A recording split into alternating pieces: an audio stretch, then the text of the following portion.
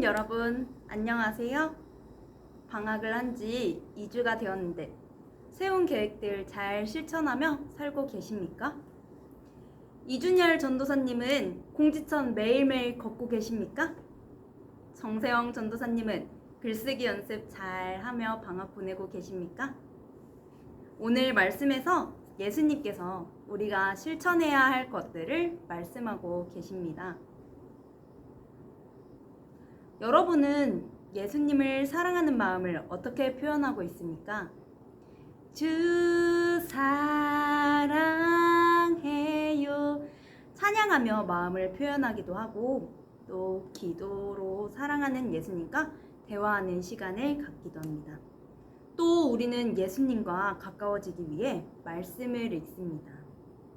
오늘 본문에 나오는 사람들도 우리처럼 온 마음 다해 예수님을 사랑하는 사람들입니다. 이렇게 예수님을 너무너무 사랑하는 사람들은 예수님이 산에 올라가시는 것을 보게 됩니다. 그리고 그 중에 예수님을 따라 살고 싶은 제자들은 함께 산 위에 올라가기 시작했습니다. 산 위에 도착하자 예수님은 그곳에 모인 제자들에게 설교를 시작하십니다. 오늘 예수님께서는 그 사람들에게 어떤 말씀을 해주고 계실까요? 그 말씀은 산상수훈 설교입니다. 마태복음 5장부터 오늘 본문 7장까지는 예수님께서 여러분들이 잘 아시는 산상수훈 설교를 말씀하고 계십니다. 이 설교는 천국에 가려면 어떻게 살아야 하는지 말씀하는 것이 아닙니다. 즉, 천국에 가는 방법을 모르거나 천국 자체를 모르는 사람들과 같은 말씀을 들어보지 못한 사람들에게 하시는 설교가 아닙니다. 주님을 이미 만나고 주님을 너무나도 사랑해서 산 위에 따라 오르면서까지 예수님과 함께하고 싶은 제자들, 지금 이 자리에 있는 여러분과 같이 이미 말씀도 많이 접한 사람들에게 들려주시는 설교입니다. 이렇게 이미 예수님을 따라다니며 말씀을 많이 들어온 제자들에게 예수님은 말씀하십니다.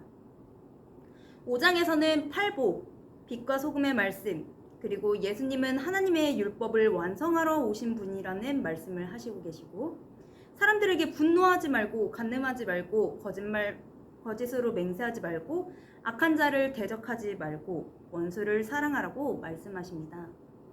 또 6장에서는 하나님을 의식하는 삶에 대하여 말씀하십니다. 소리내고 티내며 도와주지 말고 오른손이 한 일을 왼손이 모르게 하는 것처럼 은밀히 도울 것을 말씀하십니다. 하나님께 의식하며 기도하는 것이 아닌 단순하게 기도할 것, 또 하나님만 예배하며 살 것을 말씀하고 계십니다. 마지막 7장에서는 새 가치관으로 순종의 열매를 맺는 삶에 대하여 말씀하고 계십니다. 사람들의 흠을 들추거나 실패를 꼬집거나 잘못을 비난하거나 하지 말라고 말씀하십니다. 그리고 하나님께 솔직하게 말씀드리면 필요할 것을 구할 것이라고 말씀하십니다. 그리고 이 모든 것들은 요령을 쓰거나 꾀를 피워서는 좁은 문에 들어갈 수 없다고 말씀하십니다. 거짓된 것이 아닌 참된 것을 배워야 좋은 열매를 맺을 수 있다고 말씀하십니다. 이렇게 예수님께서는 좋은 얘기를 많이 해주고 계십니다.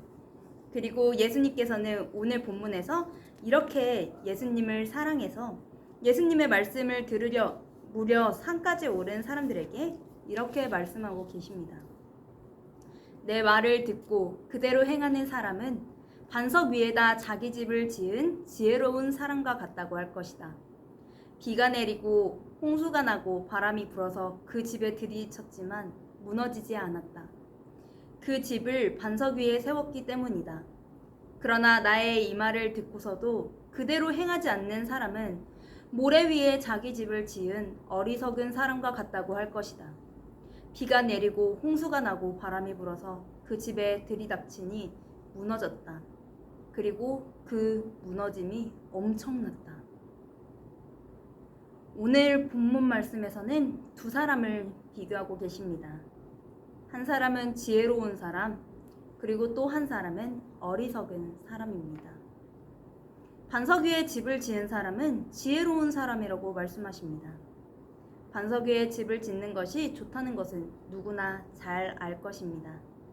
하지만 반석 위에 집을 짓는다는 것은 우리가 쉽게 말하는 것처럼 그렇게 쉬운 것은 아닙니다. 더 넓고 더 평평하고 고른 땅을 찾는 것은 시간이 더 오래 걸리고 정성도 더 많이 드는 일입니다. 지혜는 어떤 일을 잘 판단하고 잘 해결해내는 능력을 말합니다. 오늘 본문 속 지혜를 헬라어 성경에서 찾아보면 프로니모스라고 번역이 됩니다.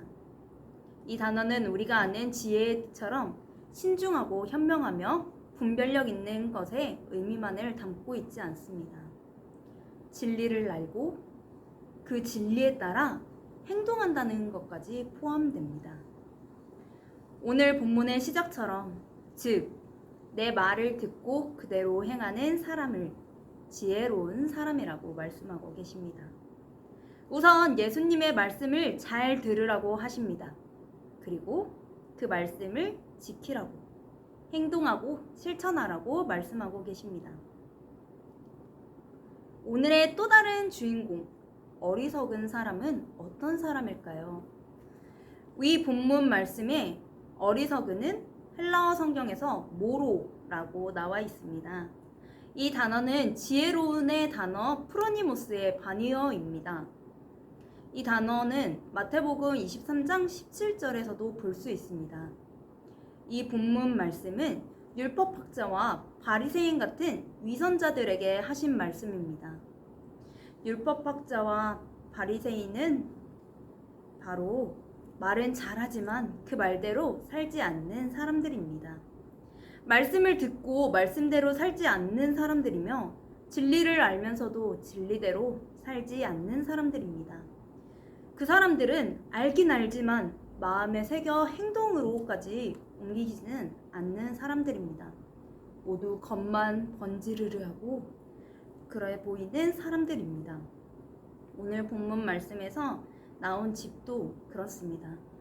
그 집을 지은 사람들이 넓고 평평한 땅에 집을 짓는 것이 좋은 것이라는 것을 몰랐을까요? 알지만 행동하지 않은 것입니다. 이렇게 듣기만 하고 알기만 하고 행동하지 않는 것은 어리석은 것입니다. 비가 내리고 홍수가 나고 바람이 불어서 집에 들이닥치는 상황에서 이 두 사람의 운명은 갈리게 됩니다. 어떤 상황에서도 지혜로운 사람이 지은 반석 위의 집은 무너지지 않습니다. 하지만 어리석은 사람의 집은 무너지게 됩니다. 오늘 예수님은 말씀하십니다. 무너지지 않는 집을 지으려면 예수님의 말씀을 듣고 살아야 한다고 하는 것입니다. 그리고 그 사람들이 오늘 본문 말씀에서 나온 예수님을 따라 살아가는 제자들입니다. 예수님의 제자들은 예수님 밑에서 배우기만을 원하지 않습니다. 예수님의 제자들은 예수님이 가르쳐 주신 방법대로 살아가고 싶어 합니다. 아는 것을 행동으로 옮긴다는 것, 좋은 것이라는 것은 누구나 알고 있습니다. 하지만 이게 말처럼 쉽지는 않습니다. 저는 제가 세운 일과를 말한다면 우선 5시에 기상을 합니다. 새벽 기도를 드리고 1시간 말씀을 읽고 설교를 씁니다. 7시에는 헬스장에 갑니다. 2시간 동안 귀찮은 유산소와 또 힘든 근력 운동을 합니다. 유치원 수업을 가고 그리고 끝나면 오후 3시 집으로 돌아와서 1학기 수업 들었던 것들을 복습하고 토플 공부를 하고 그리고 논문도 이것저것 많이 찾아봅니다. 7시에는 지난날의 헬라어 수업을 복습합니다. 그리고 수업이 끝나면 10시입니다. 10시에는 수업 끝나고 살짝 복습을 하고 얼른 씻고 얼른 잡니다. 밥은 먹지 않습니다. 다이어트를 하느라 밥을 먹지 않습니다. 사실은 밥 먹을 시간을 계획표에 넣기가 애매해서 밥을 먹지 않습니다. 여러분, 제가 이 계획표를 잘 지킬 수 있을까요? 잘 지키지 못할 것이라고 생각한다면 왜일까요? 의지가 부족해서일까요? 말씀도 그렇습니다. 예수님이 말씀하신 산상수훈만 봐도 다 너무 좋은 것들이고 다 너무 좋은 말씀들이라 힘써 지켜내고 싶은 것들입니다. 팔복의 내용도 복을 받고 싶으니까 지켜내고 싶습니다. 산 위의 불빛처럼 숨길 수 없는 빛과 소금으로 살아가고 싶습니다. 화내지 않으며 살고 싶고 거짓말하지 않으면서 살고 싶고 또 모두를 사랑하며 살고 싶습니다. 하지만 이것을 다 지킨다는 것이 말처럼 쉬운 일은 아닙니다. 제가 세운 방학계획표를 다 지키는 것이 거의 불가능에 가까운 것처럼 예수님이 해주신 말씀을 다 지킨다는 것은 거의 불가능에 가까운 것들입니다.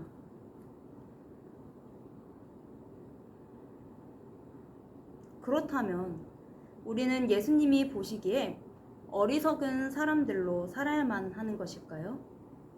예수님은 노력을 해도 지킬 수 없는 그런 말씀을 하시고는 우리를 어리석은 사람으로 만드시는 그런 잔인한 분이실까요? 우리가 사랑하는 주님, 우리를 사랑하시는 주님은 그런 분이 아니십니다. 주님은 우리가 말씀대로 살아갈 수 있도록 우리에게 성령님을 보내주셨습니다. 우리는 기도하며 성령님의 인도하심을 구해야 합니다. 그럴 때 주님께서는 우리의 힘 이상의 힘을 주십니다. 성령님을 의지하며 성령님의 인도하심을 따라 살아가다 보면 예수님이 항상 동행하시는 삶, 즉 말씀을 실천하는 삶이 될 것입니다.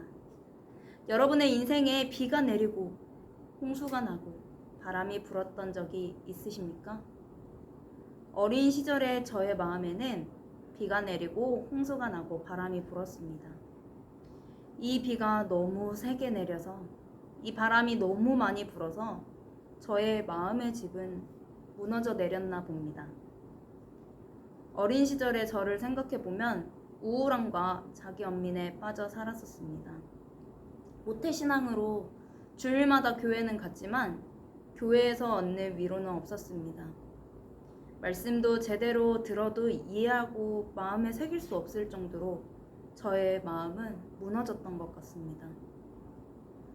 그러던 제게 21살에 주님이 찾아오셨습니다. 조금씩 주님의 말씀들이 들려왔습니다. 그리고 그 말씀들이 너무 소중해서 마음속에 모두 새기고 싶어졌습니다. 제일 먼저 저에게 온 말씀은 갈라디아서 2장 20절 말씀이었습니다. 내가 그리스도와 함께 십자가에 못 박혔나니 그런즉 이제는 내가 산 것이 아니요 오직 내 안에 그리스도께서 사신 것이라.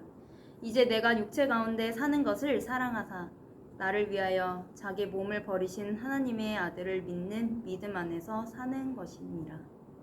아멘. 나는 성공하고 싶어. 능력을 갖춘 똘끼 있는 사람으로 세계를 장악할 거야. 날 아프게 하고 힘들게 하고 모든 사람들을 이렇게 사로잡을 거야. 성공으로. 내 앞에서 힘없는 사람으로 날 우러러보게 할 거야. 나의 이유 모를 매력, 끌릴 수밖에 없는 매력으로 모든 사람을 사로잡을 거야. 순수하지만 강렬한 그런 사람이 될 거야. 이 글은 2012년에 예수님을 만나기 전에 제가 썼던 글입니다. 이렇게 세상의 주인이 되고 싶었던 저는 예수님을 따라 살고 싶은 제자가 되자 십자가에 저를 못 박게 하셨습니다. 그리고 제 안에 그리스도가 드러나시길 바라게 되었습니다. 내 자아가 죽게 하신 새로운 말씀의 숨결을 불어넣어 주셨습니다. 바로 오늘 본문 앞부분의 산상수훈 설교의 말씀입니다. 마태복음 5장 13절에서 16절 말씀, 빛과 소금처럼 살라고 말씀하신 것입니다. 하지만 이 이후 인생의 모든 순간에 햇빛만 비치지는 않았습니다. 결혼을 한 해인 2018에서 2019년 또 다시 저의 인생에 비가 내리고 홍수가 나고 바람이 불게 된 것입니다. 저를 키워주신 사랑하는 할머니가 하늘나라에 가시고 또 사랑하는 제 자신을 잃을 뻔한 일이 있었던 해였기 때문입니다. 상담을 받으러 가서 한 첫 번째 결과는 심각한 수준이었습니다. 병원에 가서 약을 먹어야 하는 수준이었습니다. 저는 힘들어하는 제 자신이 부끄러웠고 세상과 담싸우며 다시 점점 숨게 되었습니다. 교회도 나갈 수 없었습니다. 항상 밝아야 할 것 같은 저에게 이런 모습이 있다는 것이 들키기 싫었습니다. 하지만 이렇게 살고 싶지 않았습니다. 이 모습이 너무 싫고 여기서 벗어나고 싶었습니다. 그래서 지난날의 저를 기억하려고 애를 썼습니다. 그러다 21살의 지은이가 생각났습니다. 제가 가장 행복했던 때는 세상에 도움이 되는 사람으로 빛과 소금의 역할을 할 때였다는 것이었습니다. 제가 가장 우간다에서 생명을 잃어가는 아이들에게 희망을 줬던 순간이, 강원도 정선에서 한부모 가정 아이들의 멘토가 되어준 그 순간이, 그 밖에도 제가 웃고 있는 순간은 다른 사람들과 함께하는 모습이었습니다. 아픈 사람을 안아주는 사람이었고 그들에게 희망을 주려고 하는 사람이었을 때 저는 가장 행복했습니다. 그래서 외교부 소속 국제협력재단인 코이카에 지원하게 되었습니다. 믿을 수 없게 1차를 합격하고 또 감사하게 2차를 합격했습니다. 그리고 아프리카 르완다에 가서 음악 선생님이 되었습니다. 또 교회에 나가지 않던 저에게 르완다 사람들의 하나님을 보여주셨습니다. 한인교회에서 선교사님들을 만나게 하셨고 또 좋은 목사님을 만나게 해주셨고, 그래서 교회를 더욱 가까이 하게 하였습니다. 코로나 때문에 르완다에서 있었던 시간이 긴 시간은 아니었지만 그 시간 덕분에 저는 다시 웃을 수 있는 사람이 되었고 행복을 느낄 수 있는 사람이 되었습니다. 21살의 지은이를 만나주신 하나님이, 또 말씀을 생각나게 해주신 하나님이 저를 다시 한번 살려주신 것입니다. 여러분의 마음속에는 말씀 버튼이 계신가요? 제가 어두울 때 세상의 빛과 소금의 말씀이 생각나서 행동하게 하셨던 그런 말씀 버튼이 있으신가요? 힘들고 어려울 때, 절망 속에 있을 때 말씀 버튼을 누를 수 있는 사람이 되어야 합니다. 그러기 위해서 말씀을 더 가까이 하며 많이 읽고 많이 듣고 많이 묵상해야 합니다. 우리가 무엇을 행동해야 하는지 바로바로 기억할 수 있게 말씀을 많이 마음속에 저장해 두어야 합니다. 그리고 그 말씀을 행동하는 주님의 말씀을 듣고 행동하는 그런 사람이 되어야 합니다. 우리는 어릴 때 좋은 말씀을 많이 해주시는 엄마의 말을 듣지 않았습니다. 우리가 10대 때는 공부하라는 선생님의 말을 듣지 않았습니다. 지금 만으로 20대인 우리는 하나님 말을 잘 듣고 행동하며 살고 계십니까? 중요한 것은 그것입니다. 우리가 어릴 적 엄마의 말을 더 잘 들었다면 더 바른 아이가 되었겠지만 부모님은 말을 듣지 않는 우리를 사랑하십니다. 우리가 선생님 말씀을 듣고 열심히 공부했다면 더 똑똑한 사람이 되었겠지만 많은 선생님들은 우리가 공부를 하지 않던 우리를 사랑해 주셨습니다. 이렇게 부족하고 연약한 사람인 부모님도 선생님도 우리를 사랑하시는데 하나님이 우리가 말씀을 지키며 살지 못한다고 사랑하시지 않으실까요? 하나님은 그런 분이 아니십니다. 주님은 사랑의 증거로 우리에게 성령님을 보내주신 분이십니다.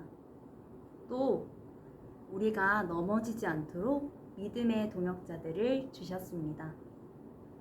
인생의 거센 비가 내릴 때 서로 의지할 수 있는 믿음의 동역자들을 주셨습니다. 인생의 홍수가 날 때 위로의 말로 날 잡아주고 말씀의 버튼을 대신 눌러줄 존재들을 주셨습니다. 인생의 추운 바람이 불 때 함께 성령님을 구하며 기도하며 나아갈 믿음의 동역자들을 주셨습니다.